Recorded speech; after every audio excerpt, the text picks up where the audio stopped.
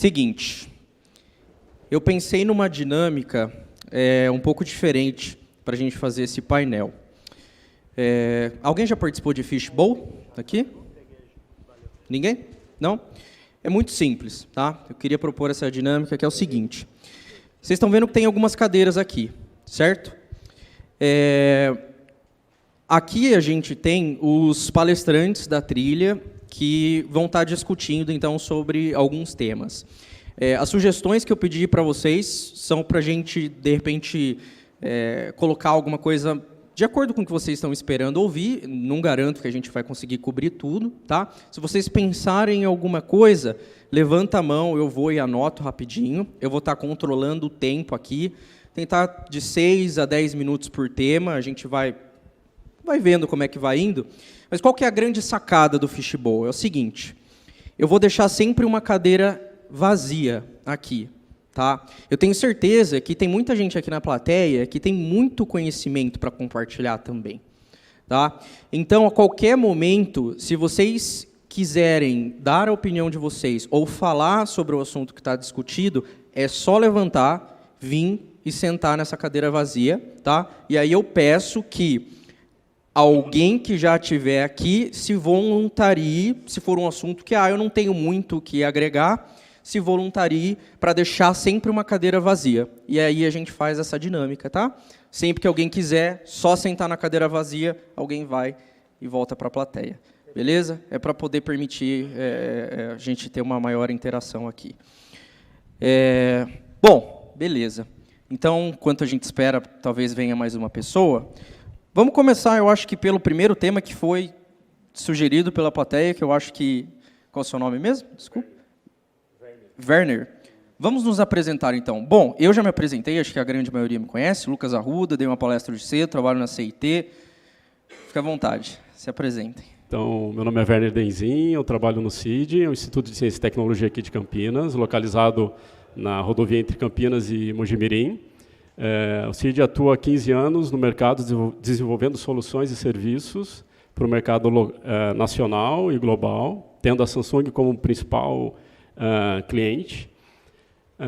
O grupo para qual eu trabalho, a gente tem desenvolvido soluções para aplicativos Android, iOS, Tizen. Fomos evoluindo à medida da demanda, fazendo desenvolvimento de soluções client-server. E nos últimos 2 anos, nós desenvolvemos uma plataforma de serviço para a área de pós-venda da Samsung, especificamente a área das assistências técnicas autorizadas. É um conceito novo de autorizada que a Samsung está fazendo rollout no país, chamada Customer Service Plaza. A unidade aqui de Campinas foi inaugurada faz uns 2 meses, no Cambuí, então se vocês quiserem dar um pulinho lá para dar uma olhada, o nosso software está rodando. Esse software ele é composto por vários subsistemas, e o nosso desafio foi, uma vez que a gente passou a oferecer esse serviço para a Samsung, para entregar o melhor serviço e valor para os clientes Samsung, como a gente conseguiria monitorar esse serviço? Então, devolver para os stakeholders, para os sponsors, os melhores resultados, né? E aí surgiu, é por isso que eu estou aqui, para compartilhar com vocês um pouco a nossa trajetória nesses últimos 2 anos, e como a gente conseguiu definir uma estratégia de dados e definir uma estrutura, arquitetura de data lake, para que esse sistema, essa plataforma, pudesse estar no ar hoje. Perfeito, muito obrigado. Em seguida. Olá, pessoal. Meu nome é Alan. Eu sou CTO, né? Me deram esse título aí na Blueshift. Sou um dos fundadores e hoje CTO da companhia. Apesar de gostar de me intitular ABC da companhia hoje, que é um acrônimo que eu ouvi recentemente, que quer dizer o seguinte: anything but computer, né? Tipo, qualquer coisa menos computação, que é o que eu estou fazendo aqui hoje com você, batendo papo e trocando ideias sobre tecnologia. A Blueshift surgiu há mais ou menos uns 8 anos, trabalhando com Hadoop, MapReduce. A gente fez um software para fazer previsão de demanda para a indústria farmacêutica e seguindo uma trajetória meio que invertida, né? Geralmente a empresa começa com serviço e migra para produto. A gente começou com produto e migrou para serviço. Então, a Blueshift hoje é uma empresa de mais ou menos uns 250, 300 consultores, todos da área de dados, tá? A gente costuma dizer que é o end-to-end aí do dado, desde a ingestão até a sua visualização lá, seja através de uma API, num dashboard e tal. Mas eu queria falar um pouquinho desse meio do caminho aí com vocês hoje, que é a construção de data lakes. A Blueshift já construiu aí talvez uns 70, 80 data lakes de grandes empresas do mercado brasileiro, principalmente varejo. E aí, se eu puder contribuir com vocês aí com algum conhecimento, vai ser um prazer. Excelente. Olha, por coincidência, eu acho que a gente já tem duas pessoas ideais para duas das perguntas que vieram aqui, né? Quem construiu 70 data lakes com certeza sabe dizer o que não fazer para como não cair num data swamp, né? Por favor.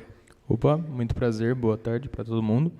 Meu nome é Pedro, eu sou engenheiro de dados da BeBlue, sou chapter lead de engenharia de dados lá. E a BeBlue é uma empresa de fidelização de clientes através de serviço de cashback, né? Então, não sei se alguém já chegou a utilizar, que é um serviço que quando você vai no estabelecimento, comprar alguma coisa, você recebe um valor de volta se você pagar pelo BeBlue. Então, é uma forma de fidelização, os estabelecimentos estarem fidelizando clientes através disso. Na parte de dados, que a gente trabalha muito, é muita questão de recomendação e de categorização de cliente. Então, eu saber o seu perfil de consumo e eu poder te recomendar um estabelecimento que você não conhecia, ou eu te escolher as pessoas certas através de relacionamentos entre clientes, através de ticket médio, consumo, e às vezes até localização, idade e assim por diante, pontos centrais, você saber para quem você vai recomendar o voucher para que a pessoa tenha mais desconto, tenha mais cashback e você possa direcionar os seus clientes de acordo com os gostos deles. E eu vim aqui para compartilhar um pouco da trajetória do último ano que a gente teve no Data Lake, né? A gente construiu o nosso Data Lake do último ano, começamos em dezembro do ano passado, saímos de um Data Warehouse que a gente alimentava assim, de uma maneira bem arcaica, e hoje a gente já está mexendo com plataformas de streaming. Então, a gente conseguiu fazer toda essa evolução aí e passamos de um setor que era bem fechadinho ali para alimentar o pessoal do Data Science com os dados necessários. A gente começou a atender a empresa inteira. A BeBlue está atuando no mercado desde 2015, mais ou menos. A gente tem mais ou menos uns 300 funcionários na parte de TI. Então, a gente tem bastante gente trabalhando lá e consumindo o nosso serviço. Então, espero conseguir, como ser uma pessoa que começou faz pouco tempo na questão do Data Lake, e ver quem que está migrando dessa situação de estou saindo de um Data Warehouse, estou indo para um Data Lake, saindo de um banco de dados, indo para um Data Lake, como é que eu faço essa migração, como é que isso surge, como eu enxergo a necessidade disso. Excelente. Vocês combinaram as perguntas, né? Porque não é possível. O terceiro tema aqui, anonimização, falei certo? De dados, mais ou menos, né? Quem mexe com dados de clientes, com certeza, tem esse problema, né? Então, eu acho que vai dar para a gente abordar.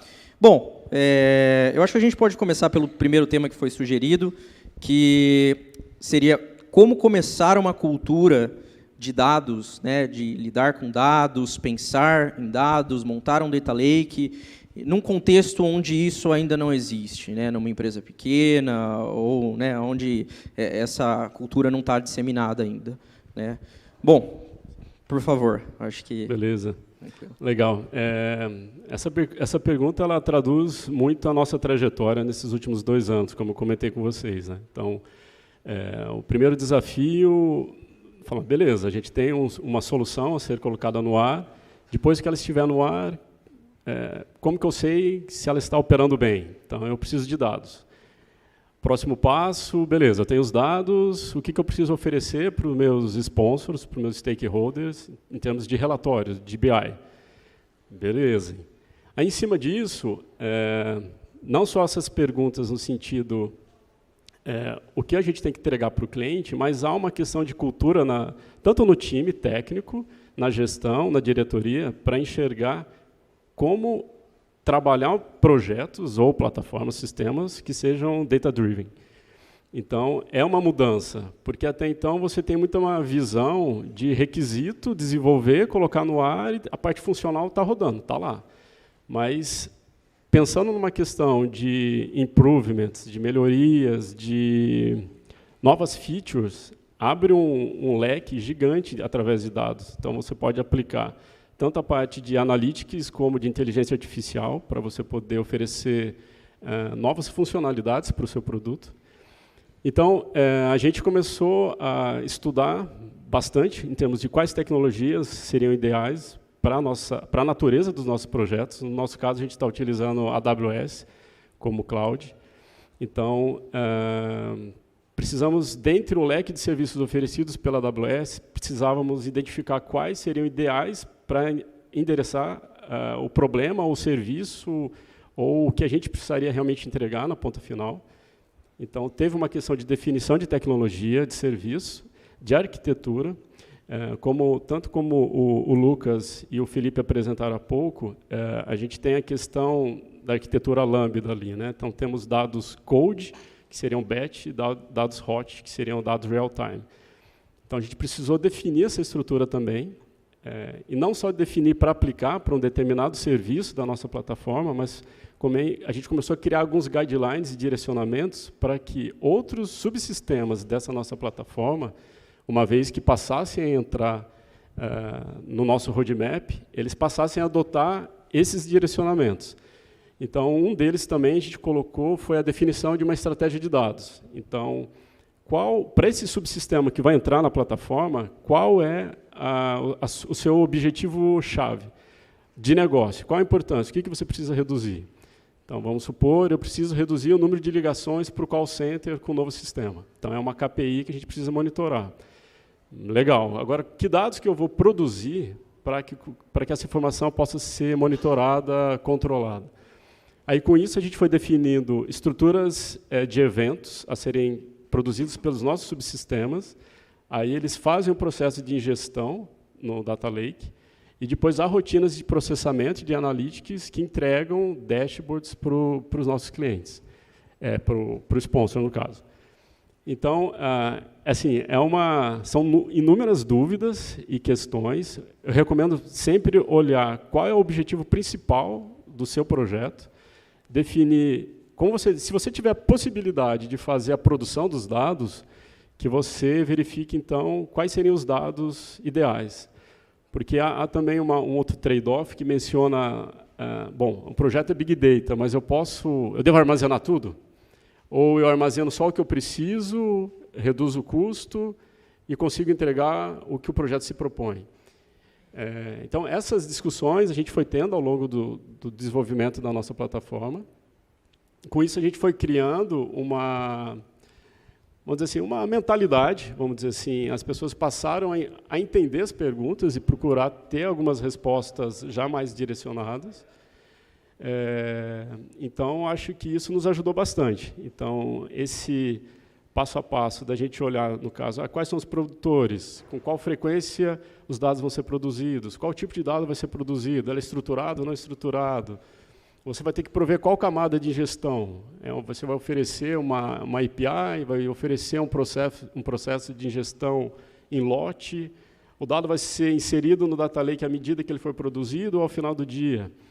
Aí o processamento, quais estruturas de serviço você vai utilizar para armazenamento. E processamento. Você precisa de um cluster para fazer processamento? Não precisa. Eu posso utilizar uma outra mecânica, como o Felipe comentou, por exemplo, em que eu rodo um crawler, extrai as informações, coloco numa tina, processo e tenho o resultado. Você quer... Beleza, processei, agora eu preciso entregar essa informação. Você precisa abrir uma API, você tem um subsistema que vai acessar esse dado compilado. Com qual frequência esse subsistema vai acessar esses dados? Você precisa entregar de uma forma estruturada ou não estruturada? Reports para os nossos clientes ou para os sponsors. Você vai entregar o report via e-mail? Não. Você vai disponibilizar isso de uma forma automática? Você vai gerar um HTML? Como você vai exibir esse dashboard? Então, hoje no mercado a gente tem várias ferramentas. A gente fez inclusive benchmarks, Tableau, Power BI, QuickSight, entre outras. Então, no final, você tem que avaliar todo esse cenário, tem que ver muito a questão de custo. Então, não é só paixão, você tem que verificar o que realmente, vamos dizer assim, é custo-benefício, porque, no final, você pode até, vamos dizer assim, falando em Big Data, armazenar uma quantidade de dados significativa, só que essas informações não trazem valor para o seu negócio. Então, tem todo esse estudo. É um trabalho contínuo, não é algo que você fecha uma semana e pronto. Então, é aprendizado através de aprendizado. Tem muita literatura, eu até recomendo uma, que chama Data Strategy, é um livro do Bernard Marr, um livro de 200 páginas, mais ou menos. Você lê uma página, você volta, escreve duas, que é muito use case, muita informação, então recomendo muito. Ajudou a gente bastante. Legal, excelente. Concordo muito com a sua visão. Eu acho que, compartilhando um pouquinho, bem breve da minha, né, para estabelecer uma cultura de dados onde não existe, né, seja se você tem um produto ou se é para a própria corporação, precisa ter um objetivo, né, por detrás, né? Então, por exemplo, se é um produto, e aquela máxima lá de que 80% das funcionalidades que a gente cria não são usadas ou são pouco usadas, né? Se você não instrumentar o seu produto para ele poder te dizer isso, né, fica difícil, né? Para a corporação, eu acho que é a mesma coisa, né?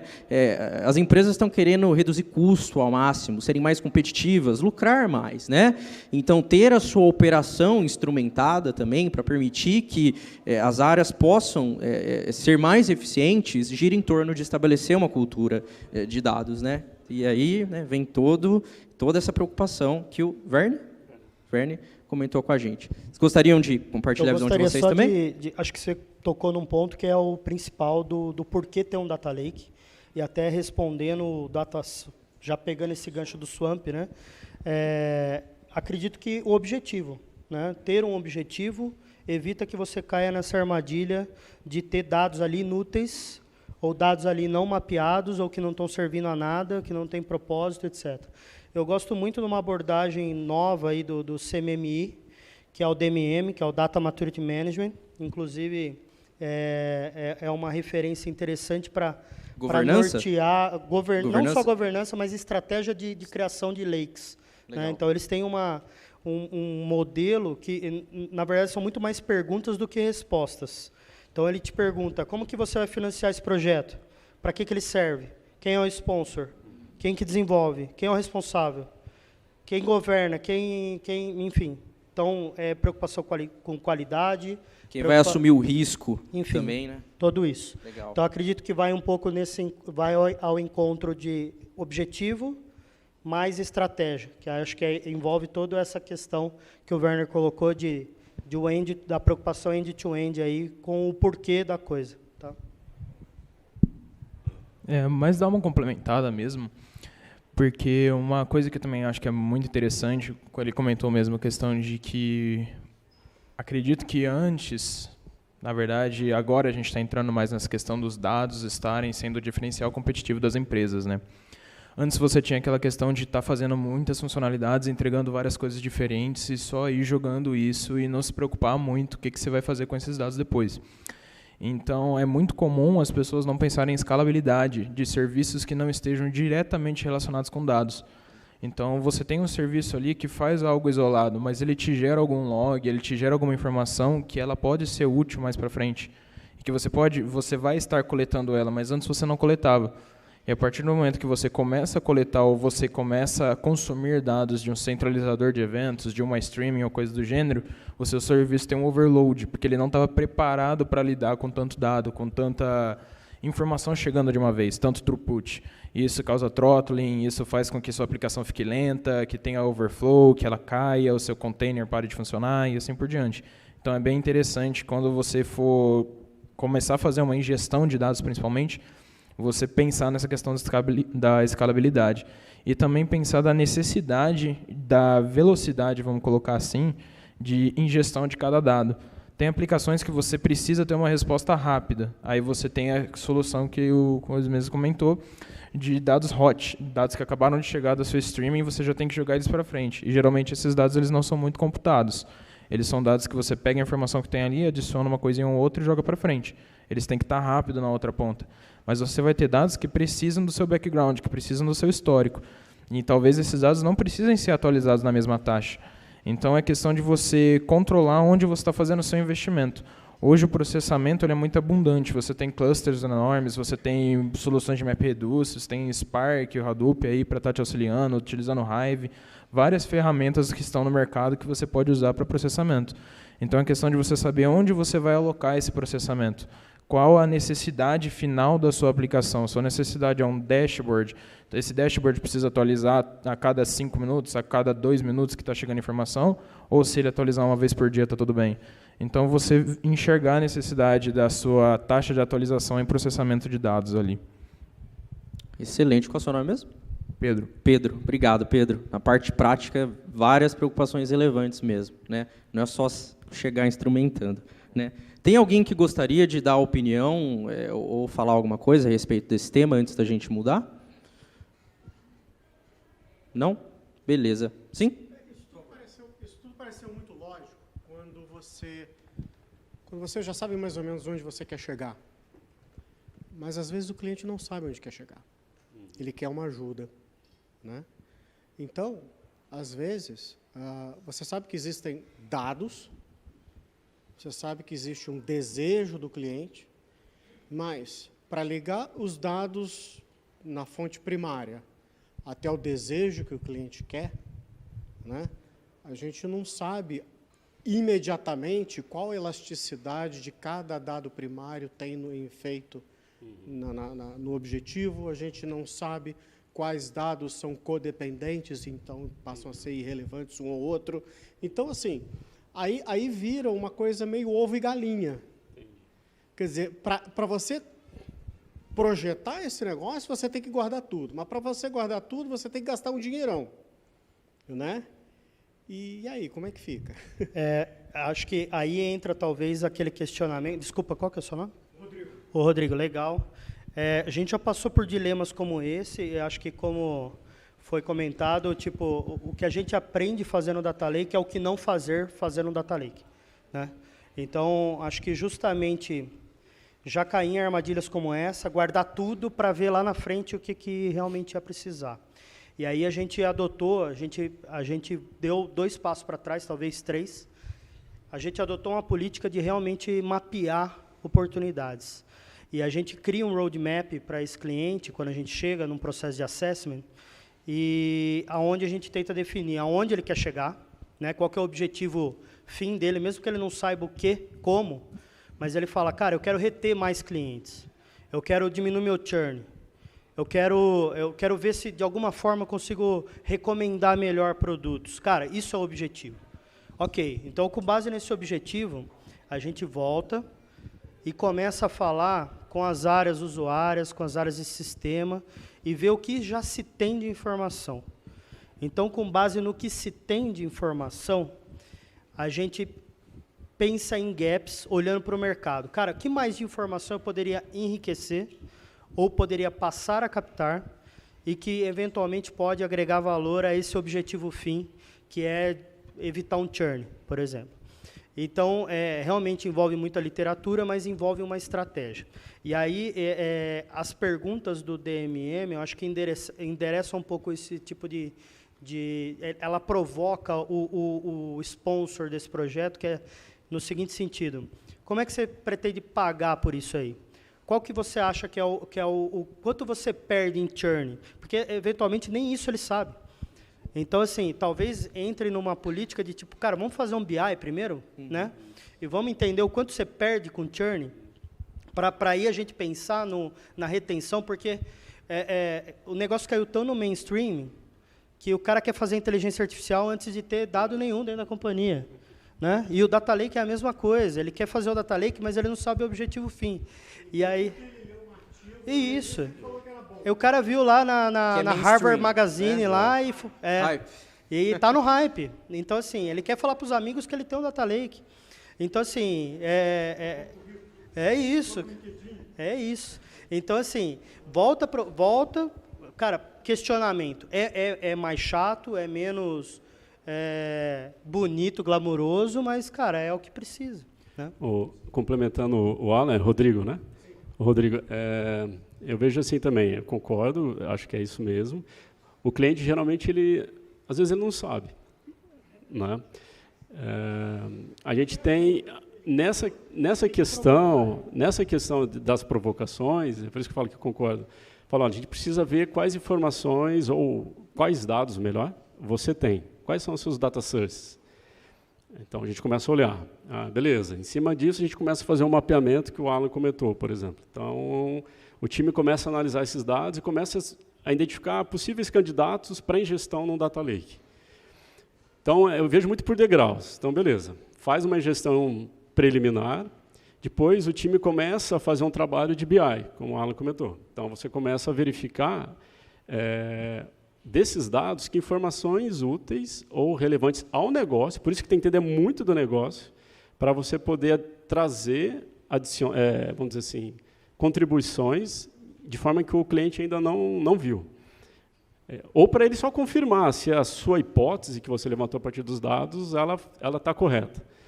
Então, nessas conversas, por isso que esse papel do data, da parte de analytics, após a ingestão, processamento, esse trabalho de BI em que você tem reuniões, seja a periodicidade semanal, enfim, com o cliente, para trazer, após uma análise, olha, identificamos esses pontos, a gente sugere que talvez esses possam ser os goals para o seu projeto. O que você acha? Vamos fazer um sprint rodando para avaliar essas KPIs? Beleza. Então, é muito incremental, sabe, Rodrigo? Eu acho que é importante mapear, começar com um grupo de eventos e assim sucessivamente. Você vai refinando, refinando, refinando, até trazer as respostas que o cliente almeja, né? Queria reforçar essa questão dos KPIs. Eu concordo plenamente com isso. Eu acho que, no fim das contas, você deve direcionar, é um trabalho de trás para frente, você deve direcionar todo esse planejamento, coleta e tudo mais para mexer em indicador de negócio. Churn, retenção, enfim, lucro, vendas, direcionado para movimentar alguma coisa. Se o cliente não sabe o que realmente acontece, eu acho que é papel nosso de interagir, fazer as perguntas corretas, instigar o cliente a ele tentar ajudar a descobrir o que você quer, no fim das contas. Existem métodos, A3, Design Sprint, que podem auxiliar a gente chegar numa pergunta, numa resposta. Ontem teve um workshop, perdão ter esquecido o nome da moça, acho que era a Patrícia, sensacional, foi na FEC, e ela focou muito na questão de o cientista de dado saber fazer as perguntas corretas para a área de negócio, para que ele não assuma os riscos sozinho, para que ele não tome as decisões que, no fim das contas, não são para ele tomar, E eu acho que isso vale muito para cá também, Não necessariamente só o cientista tem que fazer isso, mas a gente, que está mexendo na parte técnica, engenharia, saber se comunicar junto com as áreas de negócio, com os diretores, e vir para ter essa sinergia, do que a gente está fazendo, fazer sentido para a corporação. Excelente. Só lembrando, a gente está indo para a última etapa. Se alguém quiser participar, é só sentar aqui, tem uma cadeira livre, tá bom? Para quem não ouviu o comecinho. Bom, vamos para o último tópico, por enquanto, Eu estou aqui até pertinho da escada, se alguém quiser sugerir, queria ouvir sobre tal coisa, só vem aqui e me fala que eu anoto, tá?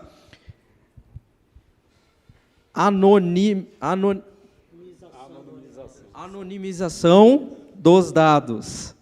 Tá? Então, estou lidando com PII, dados sensíveis, dados de clientes, se essa bagaça vaza por aí, é grave. Então, por favor. Cara, com a lei da proteção dos dados ainda é mais uma coisa que está pegando também. A gente estava conversando sobre isso até ontem, num evento lá em Ribeirão Preto, e é uma coisa bem complicada de você estar lidando. Você tem que adotar várias técnicas de segurança, vamos colocar assim, como encriptar seus dados. Muita gente olha para a criptografia de dados e acha que não é necessário, eu quero pegar e só salvar as coisas ali e seguir para frente. Às vezes é necessário, você precisa tentar subir suas camadas de segurança. Então, quanto mais segurança, melhor. Mas, além disso, para você conseguir se manter ali de acordo com a lei dos dados, ela é muito comum na questão de data science, você tentar personalizar ali os seus modelos para os seus usuários. Então, você tentar manter o anonimato, ele é muito difícil. A maneira como a gente costuma contornar essa situação gerar os nossos dados a partir da generalização dos usuários. Então, não você definir o usuário como sendo uma pessoa ali que você está olhando e eu vou fazer o perfil de fulano. Não, você tem um perfil de usuários, você tem as generalizações e aí você encaixa os seus usuários nele. Então, você só está encaixando aqui uma pecinha de um perfil, você está encaixando naquele domínio. Então, aí você consegue manter um maior anonimato ali em relação dos seus usuários. E além dessa questão toda da proteção, a gente usa muito a estrutura da Amazon, né? Então, sempre está utilizando a mesma VPC, Security Group, encriptação do S3, usando sempre as chaves, utilizando ferramentas como Vault para você ter controle de acesso aos seus data sources, seja o seu banco de dados ou seja o seu data lake. Então, você tentar ir cobrindo ele da melhor forma possível, para que você evite que essa informação vaze, e não dando disponibilidade para todo mundo acessar as informações. Isso é muito importante. Muitos setores vão querer acesso à informação, mas às vezes, por exemplo, no setor quer gerar uma dash, ele vai pegar, vai fazer um join com umas 10 tabelas lá que você tem no seu data lake e vai chegar numa informação final. Só que para ele conseguir fazer isso, ele tem que ter acesso às 10 tabelas. Mas às vezes não é necessário que ele tenha acesso, ele só quer pegar 1, 2 campos de cada tabela. Então você gera uma visualização para ele, essa é uma técnica que a gente vem utilizando, gera uma visualização e dá acesso à visualização. Você vai ver o que você pode ver. A partir daí, fica ali escondido do nosso lado e só quem tem os acessos privilegiados vai estar conseguindo acessar. Então, isso aumenta um pouco a questão da segurança do seu data lake. Deixa eu complementar um pouquinho nessa linha. Algumas técnicas, já peço desculpa de imediato que eu não vou conseguir lembrar exatamente o algoritmo de criptografia que a gente vem utilizando, mas existem algumas técnicas mais recentes de criptografia que você consegue manter o sentido de, por exemplo, nomes, ruas, CEPs. Então, você cria meio que um padrão e ele consegue fazer uma criptografia de mão dupla. Isso quer dizer, consigo criptografar e descriptografar com base em chave de criptografia, né? Mas, ao mesmo tempo, eu mantenho uma semântica razoável para, por exemplo, conseguir fazer personificação de algoritmos. Então, eu pego lá um nome e esse nome, apesar de não dizer nada, ele ainda mantém a semântica de um nome quase que legível, né? Então, ele anonimiza, mas ele não inviabiliza, por exemplo, a criação de um dashboard ou eventualmente, a criação de um algoritmo. Essa seria uma técnica. A outra, que a gente tem visto em alguns clientes, seria a técnica de virtualização de dados, que vai um pouco ao encontro do que o Pedro falou, que cria-se uma view, mas sempre que a gente cria uma view, ele tem um overhead ali de processamento, que eventualmente está batendo no back-end por trás, que está sendo onerado por conta daquela view. Então, existe um conceito na virtualização que é um conceito de clone de dados, que você consegue, ofuscando determinadas informações, clonar, seria uma cópia virtual daquela informação para disponibilizar para um usuário. Então, seria uma outra técnica. No caso do Machine Learning, um paper do Google mais recente agora, fala também do Federated Machine Learning, que é a possibilidade de fazer algoritmos de Machine Learning individualizados, só que sem eu ter o teu dado. Então, eu pego uma parte do dado, ou crio uma parte de dados, treino um algoritmo com a minha parte, e ele termina o treinamento no seu computador ou no seu cluster. Então, teoricamente, cada um aqui vai ser responsável por treinar o seu próprio parte do seu algoritmo. E aí eu recebo esse resultado de volta, retreino o meu, e esse ciclo continua até a gente chegar numa assertividade elevada. Tá? Esse é um paper, inclusive, que tem até um gibizinho na internet, chama Federated Machine Learning Story, que ele explica o que seria a técnica do Federated Machine Learning para o uso do dado sem ter o dado. Então, acho que acho que resolve bem a questão do anonimato. Só complementando o Alan e o Pedro, talvez eu poderia sugerir 4 pontos. O primeiro deles, no mapeamento dos eventos que vão para a ingestão, você já definir ou identificar quais são os dados sensíveis, que são mais críticos em termos ou que deveriam ser anonimizados. O segundo ponto é a questão de utilizar as próprias formas de security que o serviço AWS oferece, por exemplo, como o Pedro comentou, termos de criptografia, seja no processo de os dados em trânsito, como os dados at rest, né, o dado que está parado ali dormindo. O terceiro ponto que eu acho que vale também, aí sim, como o Alan estava comentando, é realmente para aquele dado que é sensível, que foi para o Data Lake e que há necessidade de ser anonimizado, utilizar um algoritmo que o faça de uma forma segura e confiável, né? Eu tenho uma sugestão, chegamos, acho que foi em setembro, teve um evento em São Paulo do TensorFlow, em que eles apresentaram um algoritmo chamado privacidade diferencial, em que eles fazem, é um paper, inclusive, está disponível, em que você pega, dos 100% dos seus dados, você reduz ele por uma porcentagem em torno de uns 25%. Em cima desse dado, você consegue responder a pergunta no sentido, a probabilidade comigo ela é semelhante da probabilidade sem mim.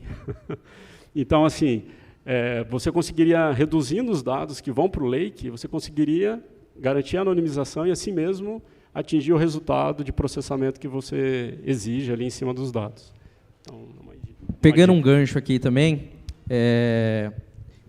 em alguns casos, principalmente se essa é uma preocupação que surgiu agora e você já tem dados sensíveis no seu Data Lake, né?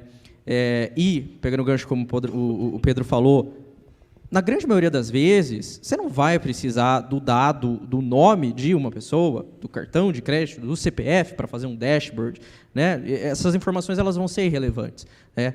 E criptografar, para alguns casos vai fazer sentido, mas para outros pode ser que não, porque pode ser que essa informação ela nem precise voltar atrás. Você não vai precisar usar, né? O Google Cloud tem um serviço que não faz muito tempo que foi lançado, chamado Data Loss Prevention, chamado de DLP também. É uma ferramenta muito bacana, não sei se já ouviram falar.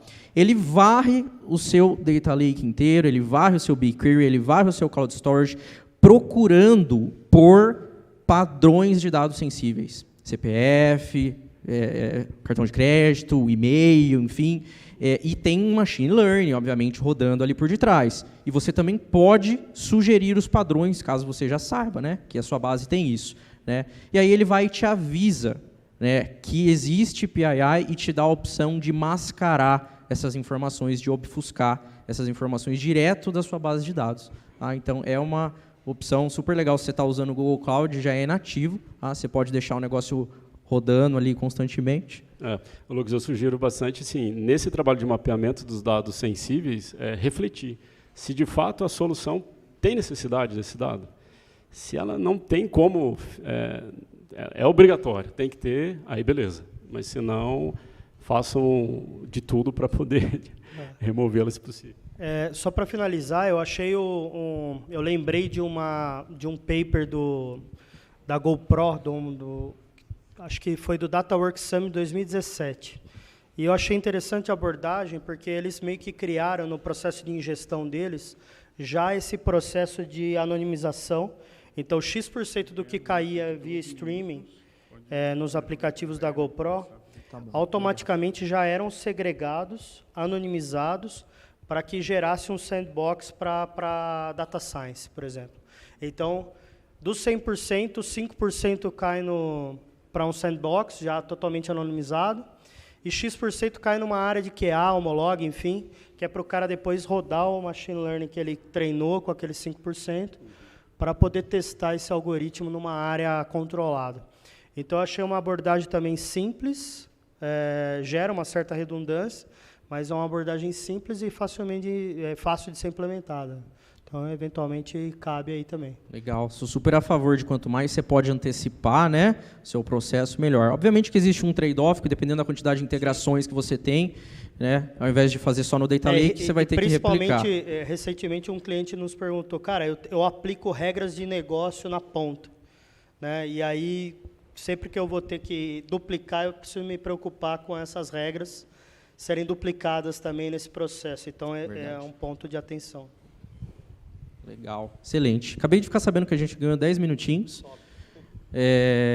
Alguém gostaria de comentar alguma coisa sobre esse assunto ou sugerir algum novo tema para a gente discutir?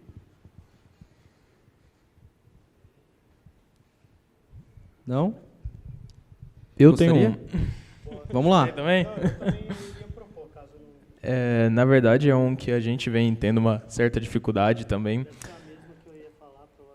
Talvez, se fosse, ia ser bom. Questão de update dos seus dados. Isso é uma situação bem complexa, principalmente quando você está saindo de um ambiente que você estava acostumado com SQL, que você está acostumado com um banco de dados relacional ali, com o seu Postgres, seu SQL Server, seu Oracle e assim por diante, em que você tinha uma atualização de dados, tive um estorno, tive uma atualização do dado do usuário, um cancelamento, um chargeback, alguma coisa assim, você pegava isso, atualizava na sua base e bola para frente. Agora, quando você está lidando com o Data Lake, você consolida isso em arquivos, geralmente utilizando arquivo Parquet ou alguma coisa do gênero, você faz uma compressão desse arquivo, joga para o seu Data Lake, então o seu dado ele já está lá. E dependendo da gama de dados que você tiver, você pegar e recomputar isso é muito custoso. E então, a questão das técnicas utilizadas, principalmente quando você está falando de streaming, né? Os dados estão chegando com streaming ali, você não vai pegar e reprocessar aquilo sempre. Se você tem bilhões de dados ali, você não vai conseguir fazer isso sempre que você quiser. Então você precisa achar uma forma de estar lidando com esses updates, com essas alterações. E isso a gente sofre um pouco, dá uma patinada, mesmo utilizando particionamento, de você conseguir direcionar na onde você vai cair. Mesmo com o particionamento, às vezes não é uma coisa que você consegue gerar muito rápido, assim. Aí esse é um ponto legal. Cara, excelente. Eu ia falar de governança, mas acho que esse ponto no Data Lake também é crítico. Eu faço parte aí da Fundação Apache. A Apache ela tem 2 projetos que endereçam isso via arquivo. Um é o Apache Iceberg, tá? E o outro é o UDI, HUDI, né? São 2 projetos open source. Um foi tocado pelo Uber e o outro tocado pelo Airbnb, alguma coisa assim, ou LinkedIn. Quero uma camiseta dessa. Boa. E essa aqui, inclusive, é da Apache desse ano, né? Então tá super recente, tá fresquinha. E o que acontece? Vem justamente para endereçar esse tipo de problema. Então, ingestão incremental de dados, né? Estou atualizando um arquivo texto, como que eu vou lá no meio de um arquivo texto e mudo ali uma data de vigência? Ou mudo um status para cancelado, né? Então, eu vejo 2 formas. Ou você trata lá no começo, através de um esquema de Chain Data Capture, né? Então, você tem o seu sistema transacional ali legado, monitorado através de um CDC, e você captura essas mudanças lá na hora que acontece. E aí, através de um processo interno, você consolida isso, né, mantendo o status à medida que chega. Ou você adota uma técnica, por exemplo, tem o Delta Lake, que é para o Databricks, né, que foi criado pelo Databricks, que é a mesma coisa. E o UDI e o Iceberg. O Iceberg foi criado, inclusive, vocês que trabalham com S3, provavelmente, na Amazon. Ele foi criado em cima do S3, então é um projeto bem aderente aí à arquitetura de vocês. Uma terceira possibilidade é realmente introduzir um NoSQL na brincadeira que usa um conceito de append-only. Então, toda atualização ou deleção, na verdade, é uma nova linha no banco de dados. E aí você versiona a linha que você deletou. Então, um delete é um insert. E aí, a partir daí, você consegue reaver todo o histórico, que um caso lá na Amazon, por exemplo, seria o Dynamo, né? No Google também existem outros, aí, o Bigtable, enfim, que você poderia utilizar para fazer esse tipo de versionamento colunar. Algumas das estratégias, né? Então, existem outras aí de versionamento, que você gera snapshots mesmo de cópia de dado, mas aí acho que é um pouco mais trabalhoso. Só fazendo um parênteses nesse contexto, para a gente, para a natureza dos dessa nossa plataforma, em específico, para um dos sistemas que gerencia ali as assistências técnicas da Samsung, a gente utiliza essa estrutura de pipeline, de data lake, considerando para processamento de real-time o Dynamo também, para facilitar em termos de processamento. Porque em cima do Dynamo a gente acaba exibindo, a gente tem um painel, uma televisão, onde a gente monitora a performance das assistências para auxiliar, vamos dizer assim, alguma ação que seja necessária para acelerar algum processo que está levando mais tempo do que deveria. Então, esses eventos eles chegam em real time, então a gente acaba trabalhando com como que cada evento que chega é uma atualização. Então, não sei se é bem a natureza do que vocês descreveram, acredito que não, mas dessa forma, pelo menos na nossa natureza, tem atendido a nossa necessidade. Esse ponto que o Pedro falou, acho que é bem conceito de conta corrente mesmo, né? Então, eu vou lá, saco uma grana, de repente eu falo, não, cancela. Então, teoricamente, é uma grana que saiu e tem que voltar para o saldo ali daquela conta corrente, né? Então, comprei um produto, cancelei o produto, ele tem que voltar para o estoque. E quando você pensa no transacional, isso é muito trivial. Você mantém lá uma data de atualização e pronto, né? Ou você simplesmente vai lá e dá um update por cima sem manter data de atualização nenhuma. O que para a gente é o caos também, né? Para quem monta Data Lake é o caos. O cara fala assim, ó, quero fazer o Delta, mas eu não tenho nenhuma chave de controle. Porque eu fui lá e meti o delete por cima, o update por cima. Então, cara, se vira aí. Então, nesse caso, existem algumas técnicas para isso. Acho que dá para falar o dia inteiro de atualização de dados, mas acredito que o CDC é um conceito que ajuda muito. Então, hoje existem alguns CDCs. O próprio Apache NiFi faz alguns CDCs com bancos open source. Porém, existe um projeto da Red Hat que chama Debezium. O Debezium ele endereça CDC, inclusive com bancos comerciais, Oracle, SQL Server, etc. Então, eventualmente, é um projeto para manter no radar aí, eventualmente direcionar esse tipo de problema. Já que a gente entrou nesse ponto, olha que engraçado, eu estava mexendo com isso 2 semanas atrás, né? E a gente adotou uma solução comercial chamada Stream, porque a gente precisava fazer CDC no começo, mas depois a gente acabou tendo que ler os trail files do Golden Gate, que no fim das contas é a mesma coisa, né? E infelizmente a gente acabou decidindo por essa solução, porque olha só que engraçado, né? O pessoal que criou o Stream foram os mesmos que criaram o Golden Gate e venderam para a Oracle. Então, só eles sabem como parsear os trail files. Só uma curiosidade aí, o cara que criou o Golden Gate, ele já era dissidente da Oracle, né? Então, ele que tinha criado os algoritmos de RedoLog do banco Oracle, aí, que saiu da Oracle, montou o Golden Gate, que por acaso consegue ler RedoLog, e agora saiu do... bom, enfim, não precisa dizer mais nada. Né? E aí só eles sabem parsear sem fazer algum tipo de engenharia reversa. Estávamos indo na estratégia de fazer append only no nosso Data Lake, só que, infelizmente, a gente acabou não conseguindo por 2 grandes razões. Aí eu acho que é interessante compartilhar. Uma delas é que os logs só registravam mudanças. Para você fazer isso, você tem que ter os seus logs registrando todas as colunas, né? E isso pode aumentar a quantidade de log, né, que vai ser gerado, assim, drasticamente. Só com mudanças a gente tinha 25 gigas por dia de dados. Aí, nessa estratégia aí, o NoSQL intermediando isso passa a ser fundamental. Se você tem uma base intermediando colunar, por exemplo, um acúmulo, um HBase, Bigtable, Dynamo, você conseguiria pegar essa coluna e fazer o append only só da coluna, né? Naquela coluna especificamente. Pode crer. E pondo por cima daquela linha especificamente. E, eventualmente, indo lá e dando compress de toda a base e eliminando o histórico. E aí evitando, por exemplo, redundâncias infinitas de dados aí. Perfeito, né? Perfeito. Não tinha pensado nisso. O outro grande motivador é que o cliente, a gente perguntou mais de uma vez, porque realmente ele tinha mais de 2.000 relatórios diferentes. Eu fiquei assustado.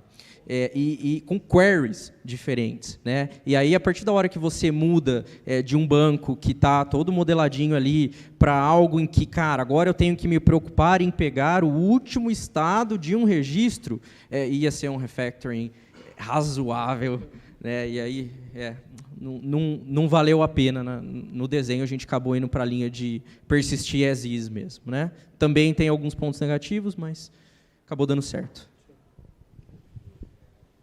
Finalizamos? Legal, obrigado. Espero que vocês tenham gostado. Pessoal. Obrigado.